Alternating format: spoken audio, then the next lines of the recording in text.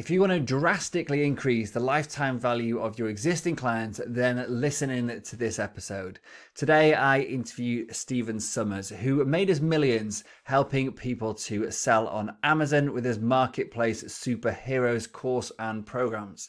He's now turned his attention to helping business owners to get more from their existing client base by serving their existing clients better, and as a result, making more money and profit from each and every person you get into your business. His Perpetual Launch system is all about just that. And today we go deep into that, and he offers so much value. He gives so much during this interview. I have taken away many tips I intend to implement in the coming days, weeks, and months, and you will too. So listen in and enjoy this fabulous episode with Stephen Summers. So the question is this: how do entrepreneurs like us, who don't have an endless supply of cash, how do we leverage the best apps, virtual assistants, automation tools, and systems to scale our businesses, increase our profits, and have more time to do what we love to do each day? That is the question, and this podcast will give you the answer. My name's Dr. Steve Day, and this is Systemize Your Success. Hi, Stephen. Absolute pleasure having you on the show today. Just to kick off, give me a couple of minute intro into who you are, what you do, and how you ended up talking to me today. Sure. Well, Steve, you go put the kettle on. Come back in 30 minutes and we'll be all done. No, I'm joking. So yes, no problem. Pleasure to be here. I'm really happy to do so. So yeah, my name is Stephen Summers, and I am the co-founder of a company called Marketplace Superheroes, and also a founder of a company called Grow My Reach. So let's start with Marketplace Superheroes, because that's really the whole background to how we're talking about what we're going to talk about today. So that company teaches people all over the world how to build their own business selling products all over the world on Amazon. And we teach a variety of different strategies on Amazon, like building your own private label brand. We teach people how to sell other people's products and lots more. And we started that company back in 2014-15, after myself and my business partner Robert had sold on Amazon for a number of years. Robert actually has been selling on Amazon since the time that dinosaurs walked the earth, it would seem. He's a little bit older than I am. I'm very successful. And the reason we started Marketplace Superheroes was we were doing it a long time. We felt we had a very different way of looking at selling on Amazon. And again, long story short, I had been studying a lot of direct marketing, how to do webinars, email marketing, all that kind of stuff that we now use in Grow My Reach, teach people how to do in Grow My Reach. And so, after doing that, I had no project to put all this good learning to use. And so one day I said to Robert, hey, why don't we show people how we do this? Because there's a lot of people teaching how to sell on Amazon, but we believed we had a different way to do it. So we did that. We had no email list. We had no audience. We had absolutely nothing. Two weirdos from Ireland who wanted to teach this thing on Amazon. And we built a multi-million pounds per year business doing that. We have coaching in there. There's coaching programs. There's information programs. We actually started a freight company for our Amazon sellers called Superhero Freight. We started a software company. We started a services company. So the whole background to today's conversation was we took a single course, and we only sold a single course for a number of years. And we basically built that into this big 8-figure business per year from scratch. And so nowadays, we still run that company. We're growing it actually into areas outside of just Amazon now. So we're not stopping. We're absolutely growing it further. But one of my big passions, Steve, is talking about this kind of stuff. How do you grow a company? And really the big thing is, how do you build what they call a back end in a company? Because everyone talks about, oh, I want to get more customers. I want to get more customers. And certainly that's a critical part of any business, be it a coaching business, training business, any freight business. So you have to have new customers, but then you have to do two other key things that Jay Abraham taught us, like increase your average transaction value, like sell to your existing clients more frequently. And I found that everyone would say you need to do this, but nobody was teaching you, well, how do you do it? Do you send out emails all the time? Do you make new offers for people? Do you just sell them the same stuff that you've been selling? What do you do? And after pulling together, I don't know how many different programs over the years, being personally mentored by Jay Abraham for a little while, actually, we created a process called Perpetual Launch, which I'm here to talk about today, tell you anything you want to know at all about how we've grown the company. Fantastic. Thank you for that intro. Sure. So yeah, I mean, I was really excited, particularly about this interview, because the type of client that you aim your business at is me, is what we do. As in, I am a coach. I'm an inverted commas expert, and I sell my services in terms of courses, knowledge, expertise, and training to other business owners. And so I think that I'm probably your target market. And definitely. I've done lots of other trainings.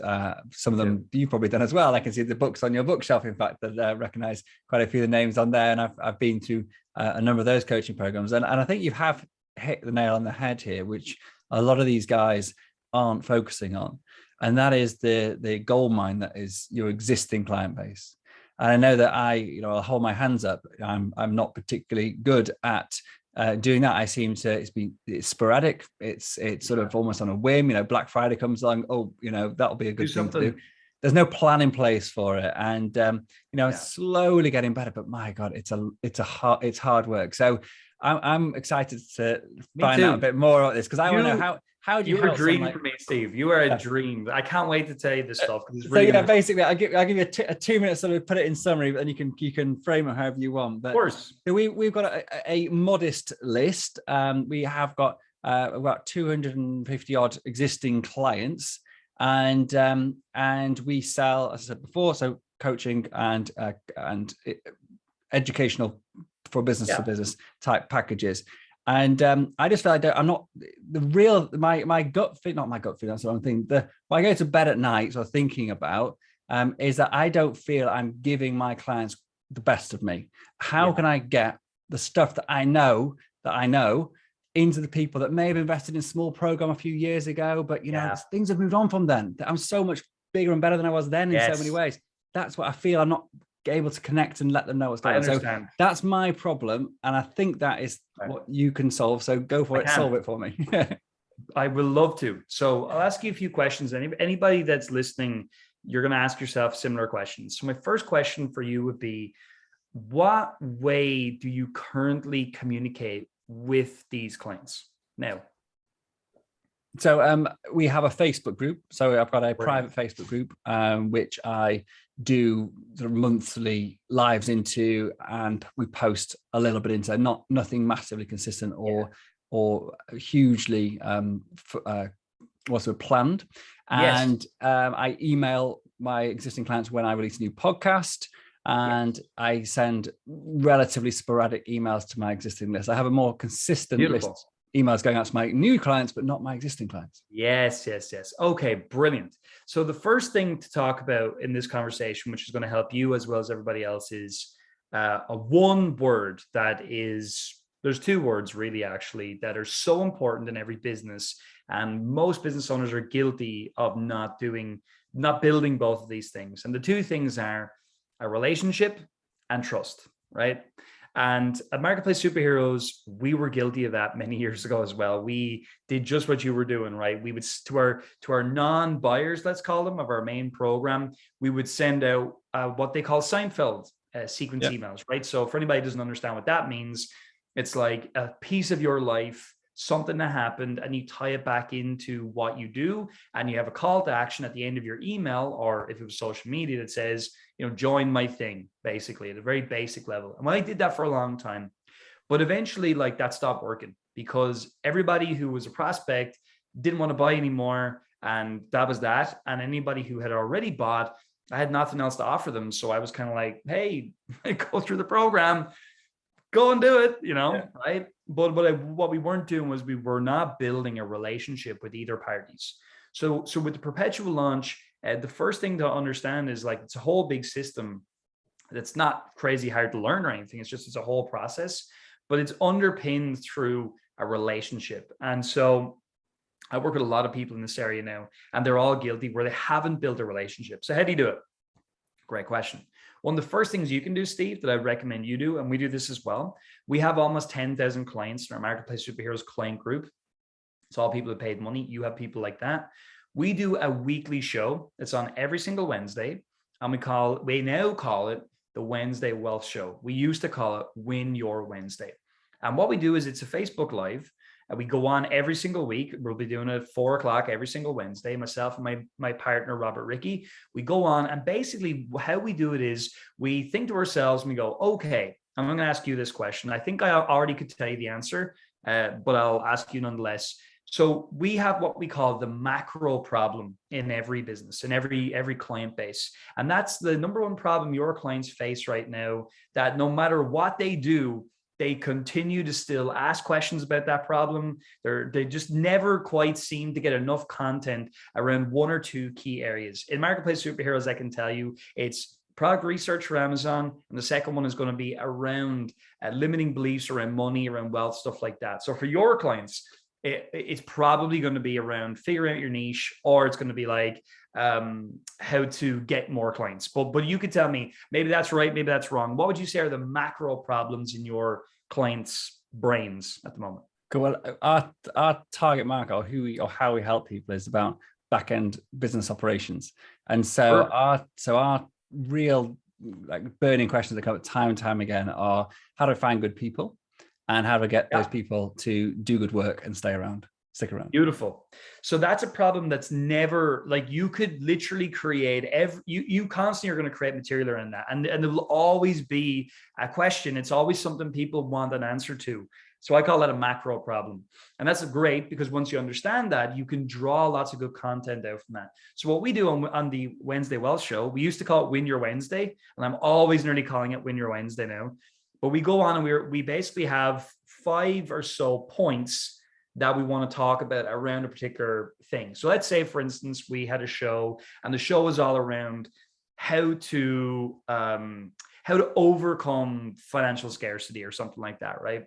Now, I might call it that, or we might come up with a different way to phrase it, but it would always be two things: new and exciting. Now, I know you work with business owners, but I'll tell you, the idea that things are new and they're exciting is so important to every single market. So every week, then, it's not like I'm giving you new things that like you're, oh God, more new stuff. It's more a case of I'm presenting something as, here's some new information around this. Here's why it's exciting. Here's how it's going to help you, and on we go. Because again, it goes right back to understanding that avatar, which we have a whole big worksheet on, and I'm sure you've done that work before. You seem to understand your client base well. So when you do that, then you look at that financial scarcity topic I mentioned, you make 5 subpoints related to that. So again, the first one might be something around take full responsibility for your life and your results. Then I might be like, so if they did that, what would be the next thing I'd want them to do? I might be like, all right, so let's give them an exercise where they can get over their financial scarcity. So, put an amount of money in a money clip that's really feels kind of scary to you and carry it around with you. That might be the second piece of content.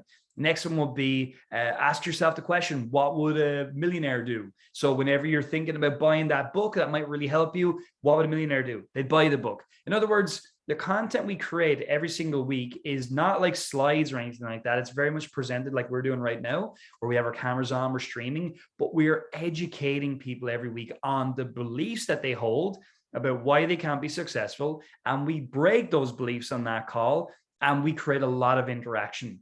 So another thing I do on those streams, which is going to sound weird, but it's incredibly important, is I'll be like, all right, everybody, welcome to the call today. We're going to be talking about how to overcome financial scarcity. And by the way, if you're interested, excited, or whatever about today's topic, jump into the comments and just give me a 1. So what have I done there? I've created some interaction, because the problem with streaming, especially on Facebook Live and stuff like that, YouTube is the very same. People don't create a conversation. And if I'm not in a conversation with you, there's no way I can build a relationship, because I'm just listening to you and I don't feel like I'm ever seen or heard. Whereas I will see people's comments and go, so Charlotte is giving me a 1, John's giving me 1. Wow, Greg just gave me an 11. He must be really excited today. Things like that, lighthearted, done in your own way. So these shows every single week are a present part of our business. Our clients know what's going to be on. You can also present it to your non-clients, your non-buyers as well, aka your prospects. So that's the first kind of tactical thing I would give you to do But taking a step back, I would sort of be asking more of the question of, so am I building a relationship with these people? And what are their current beliefs around the thing that we teach?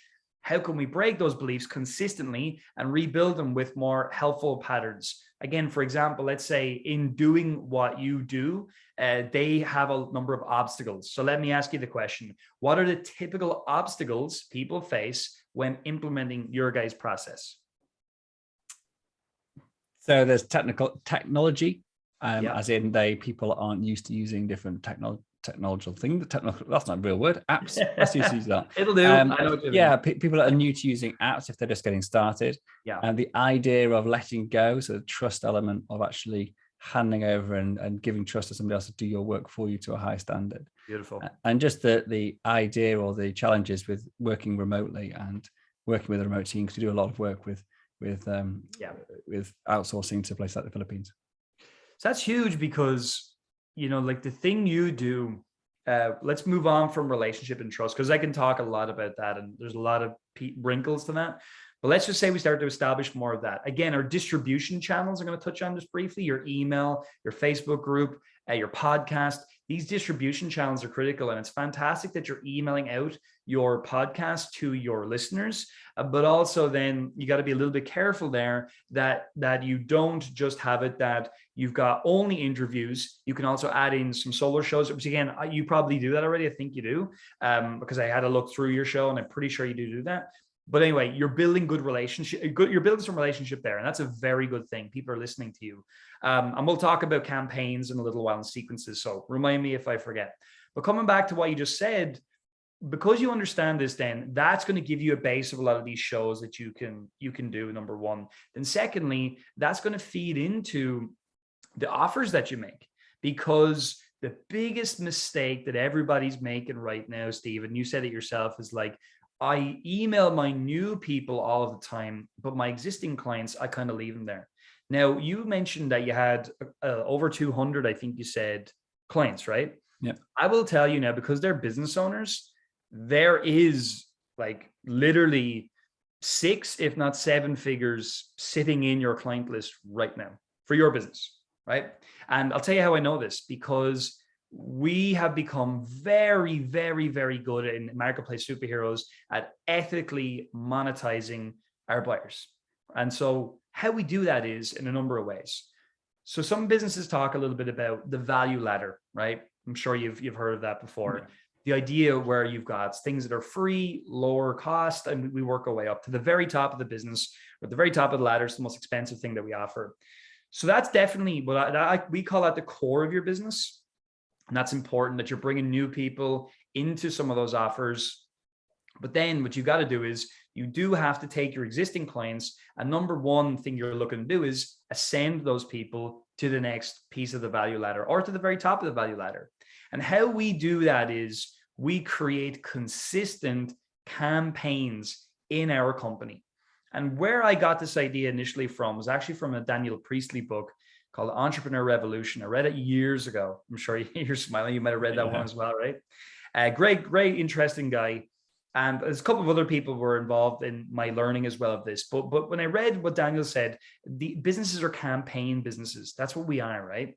And the truth is, most businesses out there don't create any campaigns. So what is a campaign? It's essentially going to be a way where you can promote a specific offer.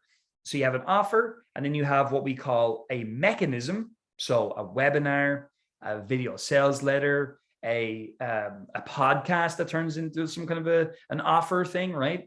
A video series, whatever the case may be. That's your mechanism. Then you have your offer. And then what you're figuring out is, well, I know what my offer is going to be. Well, it's going to be my coaching. I want to get more of my, I don't want to say lower value, but, people who haven't invested as much, I want to encourage them to move up to coaching with me. And so what is going to be the mechanism that I want to bring people into to do that? Let me give you a very practical example of this, so you and everybody else can actually understand one way we would do this. So last year, we wanted to do a test, and it was, we work in dollars, everybody, because we have a global audience. I'm in Ireland, so we're Euro, but we work in dollars, just how it is. Most of our audience are North American. So what we actually did was we said, right, we have a $6,000 coaching offer, and we want more of our $1,000 clients to ascend. So that was like the offer. We know what that coaching offer looks like. And I'll talk about stacks. So I've got to do sequences and stacks in a little while later on. Okay. So we know what that looks like because we have it well designed, and most people don't have their offer well designed, which we can touch on. But let's just say you do. So we were like, well, what's a campaign we can run now where we can sell our $6,000 offer?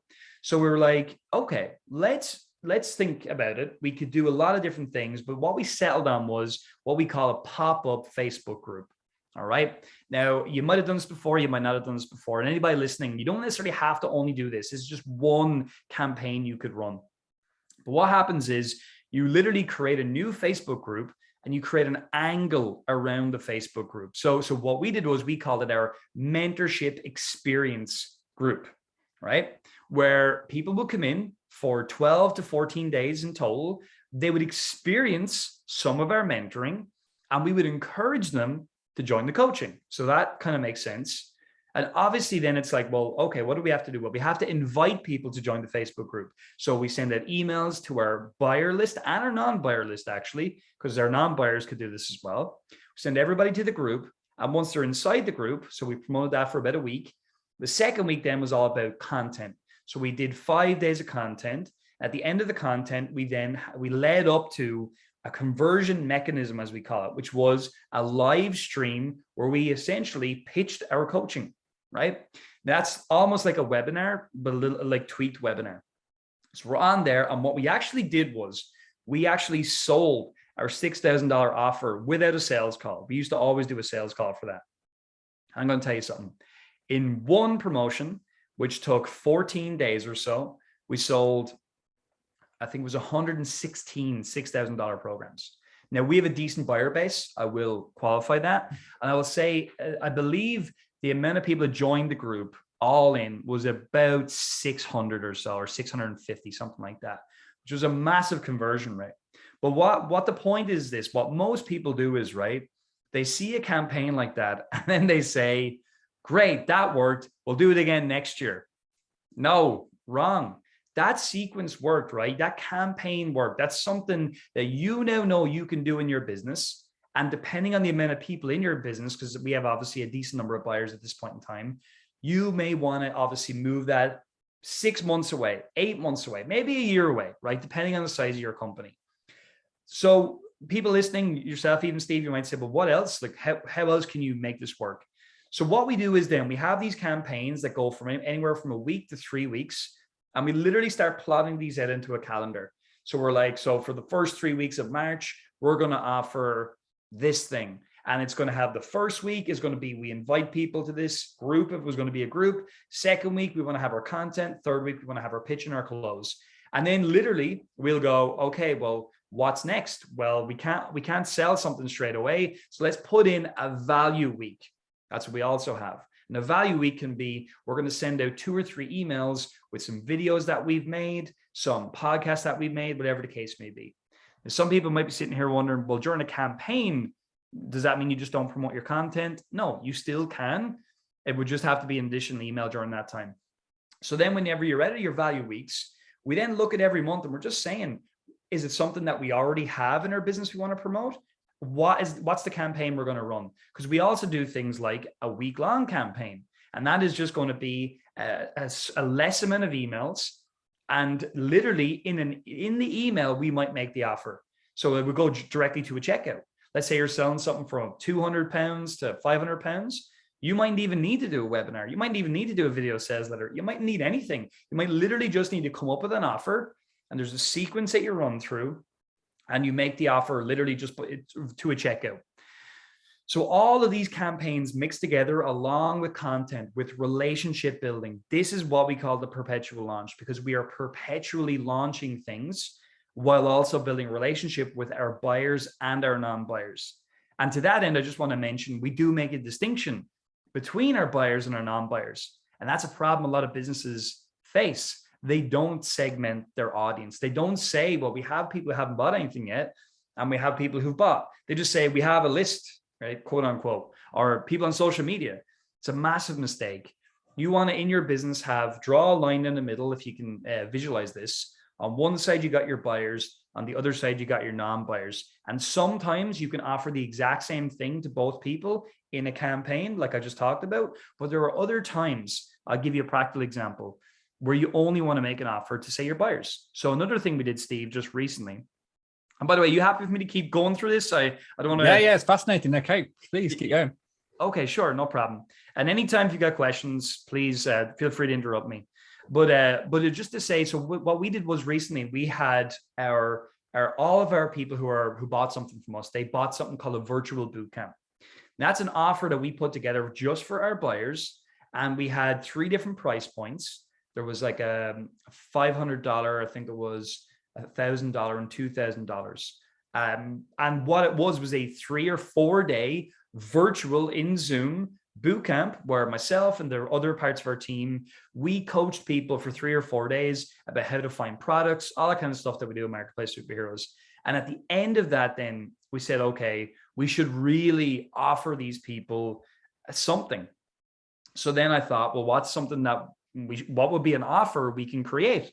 So myself and my business partner, Robert, we wanted to put together a mastermind for some time, but we were putting it off because we had, I don't know, do people want to do it in our space and, all this kind of stuff.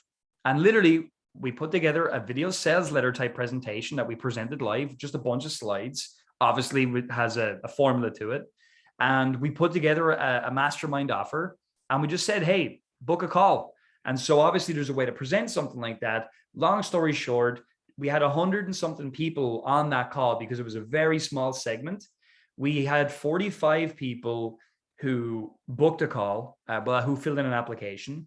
We did about 30 calls, 35, and we sold $15,000, $20,000 per year packages. So there's another 300 odd thousand. And that's just, again, another idea of like, that's a campaign. We sold something to our existing buyers. We then offered something at the end, which went to a call. We changed the selling environment, and obviously we sold it. So it goes on and on. I could give you literally tons of examples, but it's just to give you your brain firing to say, if you're not making offers to the people who have bought from you, you're missing out on, I'm going to say 70% you're probably only getting 20 to 30% of what you could be getting from your business.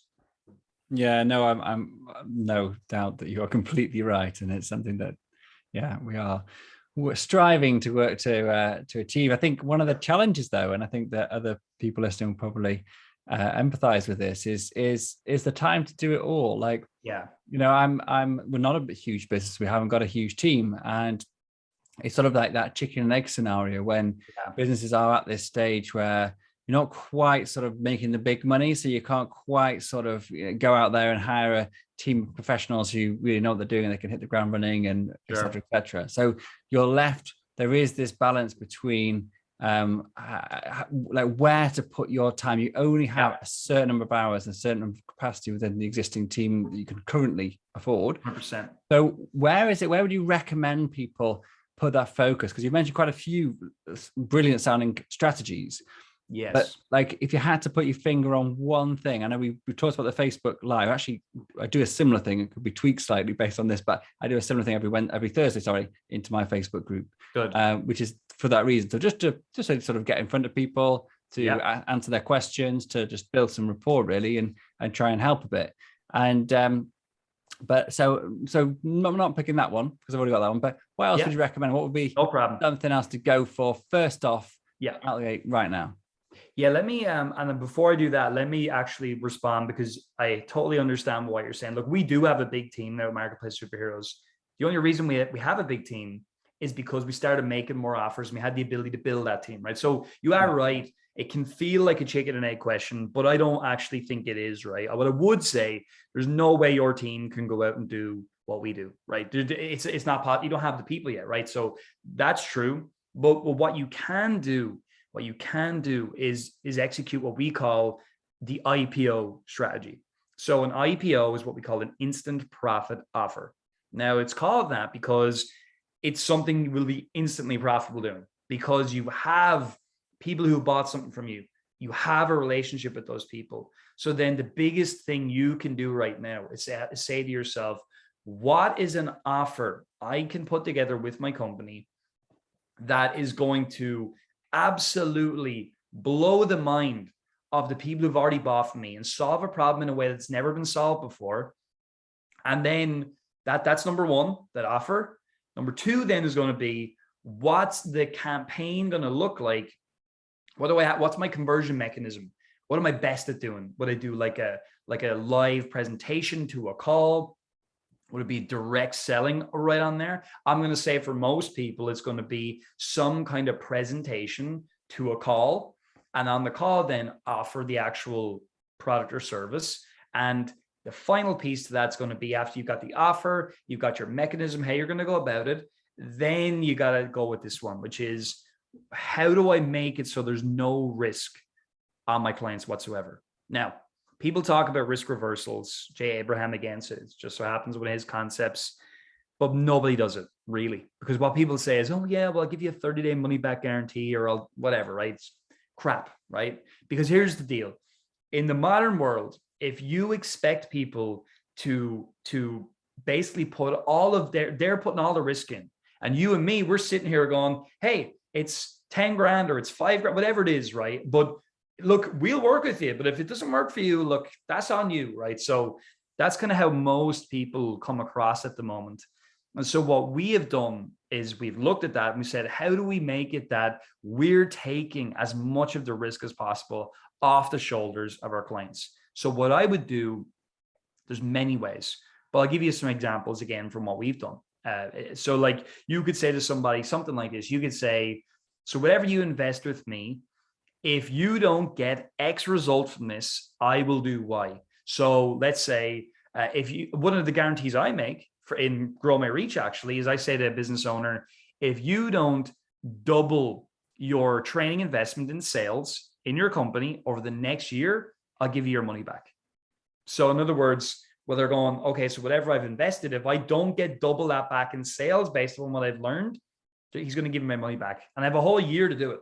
So that's a good example of where the person listening is saying, well, all I have to do is do the work, which I'm planning to do. And if it doesn't work out for me, he's going to give me my money back. That's a good trade. I'm comfortable with that. Can I ask you just a question? Because this comes up for me in my brain, and also I know it will come up for other people. See, when you speak to marketing companies or marketing training companies, I should say, often the examples they give are like, if come and learn how to market and sell your business, and if you don't make money, you'll get your money back, because the direct product of your offer is to train you how to make money. If someone listening to this isn't selling a direct financial gain, so if, for us, for example, our currency is more about time and stress. Absolutely. Than it is time. Yes, we can tie it back into profit and savings of staff costs, etc., etc. But it's a harder sell. Do you know what I mean? So how can people? I hear you. Yeah, how can we work with that? So I work with an ADHD coach, right? So he doesn't have a direct financial thing, right? So what I call this the ROI continuum, right? Whereby you've got on the left, you've got, let's say, money return, let's just call it to make it easy. And on the right-hand side, you've got hobby. So you've got to look at your business and your offer then and say, well, where does my offer sit on the ROI continuum? Because remember, a return doesn't necessarily just mean money. It doesn't. And what you've got to do is, as the owner of the business and the marketer of the business, you guys are asking yourself, right, well, to my avatar, you understand, what are the things that to them are the most valuable? Because yes, for sure, if I work with companies, mostly they want to see a growth in their bottom line or sales, because that's what they brought me in to do, right? But you're right, like in your business, there may be part of that, but you might look at it and go, okay, so is there a savings situation, right? So we're saving you a certain amount of money. Is it going to be based upon an increase in productivity that we could quantify in some way? And sometimes you might say, yeah, but it's going to be kind of tricky to quantify that. And I'd say, yeah, but you want to know something? Give it a go. Because when you figure it out, like if you turn around to a business owner and say, okay, I tell you what, we are going to reduce your month-to-month overhead. We're going to reduce that by 15%.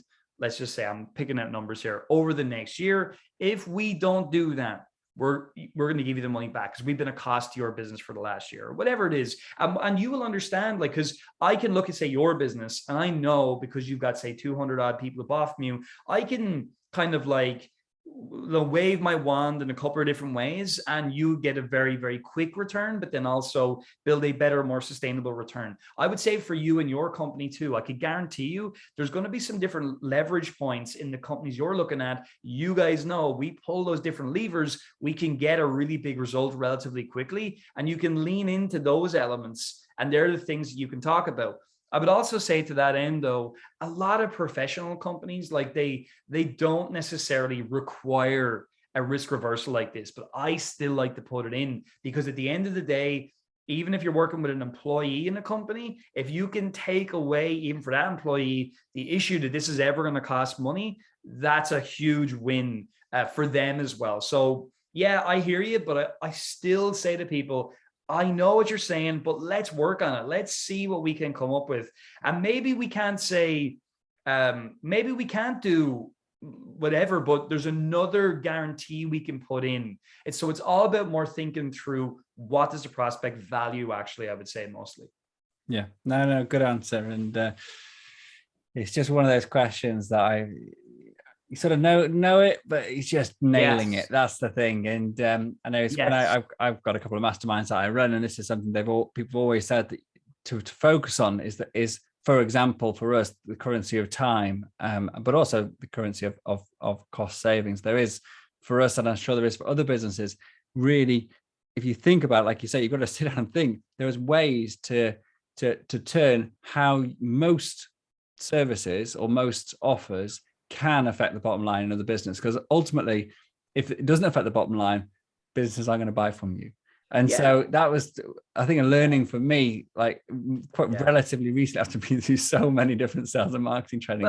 But business is about the bottom line, and if you aren't affecting the bottom line, you aren't going to sell to businesses. That is true. Yeah. But I'd also say to you, Steve, on that one though, let's say you, like, I mean, my own company, right, with Marketplace Superheroes, we're going through a lot of this. We're looking at processes a lot now. Now, I don't do a lot of this stuff. That's not my genius area, right? So there's other people in the company look at that.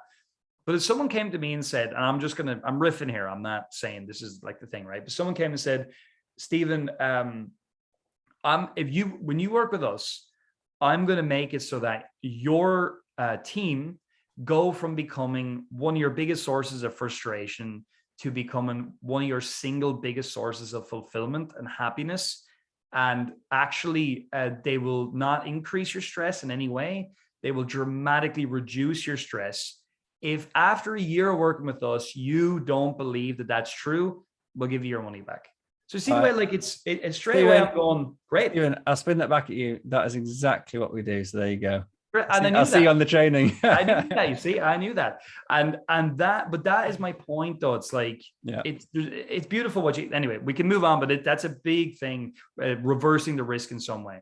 Yeah. No, I think it's absolutely brilliant. And I think what I really loved about the way you've described it is because it's so easy to say, oh, you need a risk reversal, like you say. Everybody says it, like 30-day money back guarantee, or pay £1 now, pay, the rest after you've experienced day one of the course or whatever. There's always like clever stuff, but actually ultimately, if you can give somebody either something totally tangible, like you say, like it's basically by saying, I'm going to repeat what you said, but I really liked it. The fact is, like, you almost bargain with them and you say, look, you do whatever, I tell you to do, and then I'll basically pay you to do it if it doesn't work, in effect. Yeah. And we even sign agreements and things like that. We have done stuff like that with clients to say, look, it's in writing now. If this doesn't happen, we do, stuff like that.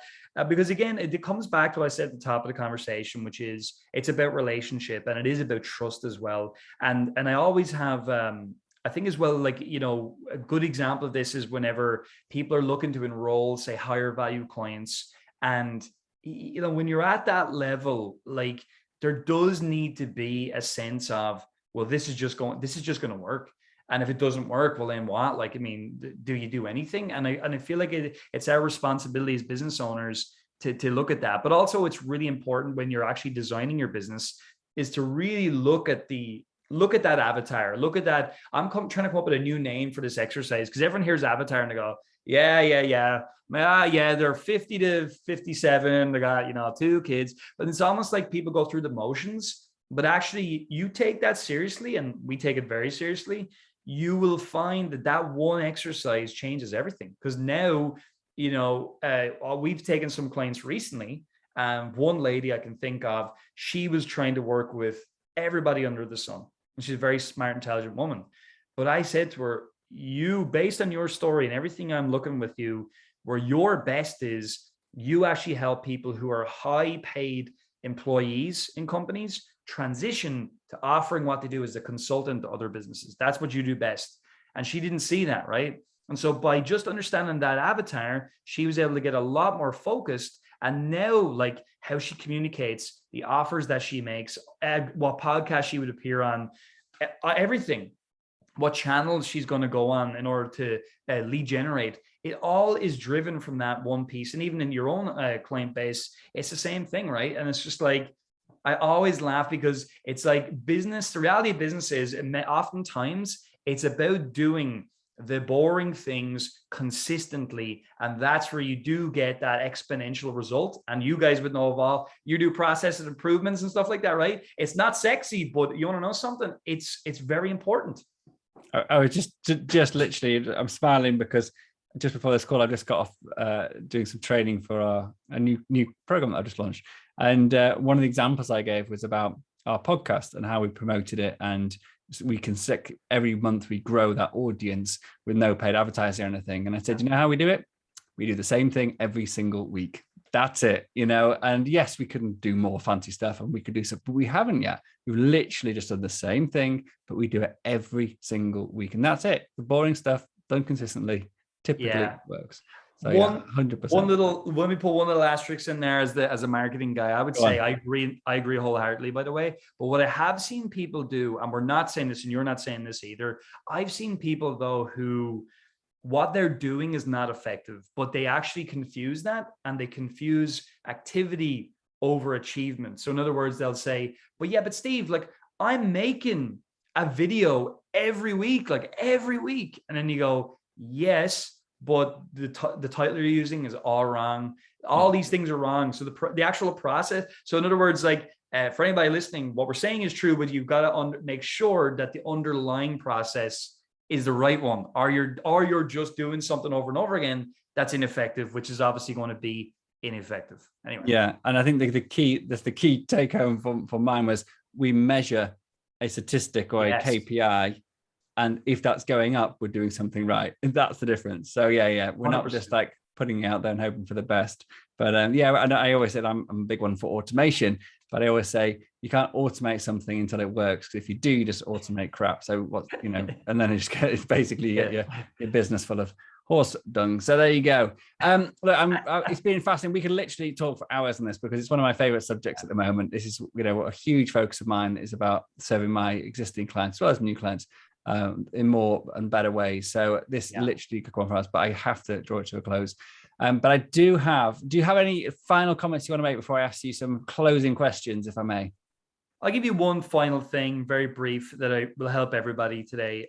It's just this: look, you've got only a certain amount of time in your life, and you do need to look at the time that you have available to you and ask yourself the question, am I producing most of the time, or am I consuming most of the time?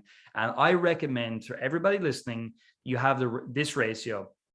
We all know the Pareto principle, 80-20 rule. I suggest you spend 20% of your time consuming and 80% of your time executing. And I'm telling you, I've worked with thousands of entrepreneurs, aspiring entrepreneurs, and all of them have this ratio incorrect. So fix that, become a producer, and keep listening to Steve's podcast as well. There you go. Exactly. That is your 20%. I'll tell you what, a tip there, because I'm 100% behind that. I virtually consume no social media at all, unless I'm actually doing market research. And but one little thing I found for Facebook is something called it's called something like Facebook not thread. What's it called? It's a Facebook eradicator. It's like the newsfeed for newsfeed eradicator. I couldn't remember the word. Yeah. It's great because literally, for anyone who's not aware of this, it blocks out your entire newsfeed and Yeah. you just get a little motivational quote, which you ever see when we post something on my Facebook channel, it's because I've logged into Facebook. It's got the quote there. I posted it. That's my social media dump for the day. But if you want to turn it off, you can. But it's great because same reason I outsource my email, because the email is a pit of distraction. It's a pit full of other people's problems that you get pulled into. And so this is like a big passion of mine. Eradicate distraction from your life, focus on what you're meant to be doing and not what other people want you to do, and then you actually get to see results. So it's almost like profit first for productivity. Absolutely. Yeah, exactly that. Cool, Stephen. Right, we're just going to finish up with a few quick questions, if I may. Sure. So first off, what are your favorite apps at the moment, or browser extensions, or fun things that people can use that you found useful recently? Yeah, I'm not really a big app kind of dude, but I do love Headspace. I think it's a great app. I use it all the time for stuff.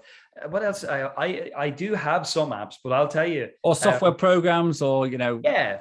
Well, I mean, I would say nowadays it's so funny. I use basic stuff. I use like Keynote most of the day, Google Docs most of the day for the work that I do. So I would say, like things like Headspace are big, and also Brain FM is a great one for productivity as well. Cool. We'll check that out. Who else do you think would be a great guest on this podcast? Yeah, I've got a lot of people I can think of right now. I don't know. Have you had Steve Sims on the show yet? No. Oh my God, Steve Sims is 100%. I'm gonna put you guys in touch. Please Your do. audience will love him. Steve is a legend, great guy. What's his topic of interest? He's called the Wizard of Oz of business. Steve Cool. is. He lives in the States. He's from the UK originally. He actually, one of his clients is Elon Musk, which is pretty cool. One of his claim to fames. But he basically makes impossible things happen in his business for other people. If you want to get on stage and sing with the Rolling Stones, his company will make that happen for you. Cool. Yeah, that'd be amazing. Be fun. Great book called Blue Fishing is his book, which is a phenomenal book, actually. Cool. Thank you very much. What does success mean to you? Yeah, well, that's really changed a lot over the years. Nowadays, and it's going to sound cliche, but it's true for me, genuinely, it's seeing other people be successful on the back of working with myself or the companies I represent. That's a big part of success for me. And the other part of success is having a family life and having people around me, not as from family and friends who I have a great relationship with. I think when you put those things together, I'm helping other people get what they want, so that happens. And then of course I've got my family and friends around me, because at the end of the day, if you lose all the money and you lose all of that, they're always the people that are always going to be there, and they're very important. So success is being good in those areas for me. Cool, great answer. And finally, do you believe you can or cannot systemize your success, and why? You definitely can systemize your success. Our team are actively doing it all the time. And I would say, like we said earlier on, it isn't sexy stuff, but it is so important. And I love that you guys are out there beating the drum, because people have to beat the drum on this. And I would just say to people, don't leave that part of your journey too late. Don't leave it until, like I've done in the past, where you're stressed out of your mind and all the rest until you systemize. Start early and bring people in who know what they're doing that's not something you're good at. Cool. Stephen, thank you so much. It really has been a pleasure. I will walk away with lots of things. I'm going to walk away, I should say, with lots of things I can actually go away and actually implement and use right now. And I really encourage anyone listening to this who wants help to grow their business to actually get traction in doing all the things we talked about today, to reach out to Stephen and connect. And we'll put all the links and everything in the show notes as always. But Stephen, please just give us the number one link, or how do you want people to contact you if they don't have the pleasure of going to our show notes? Sure.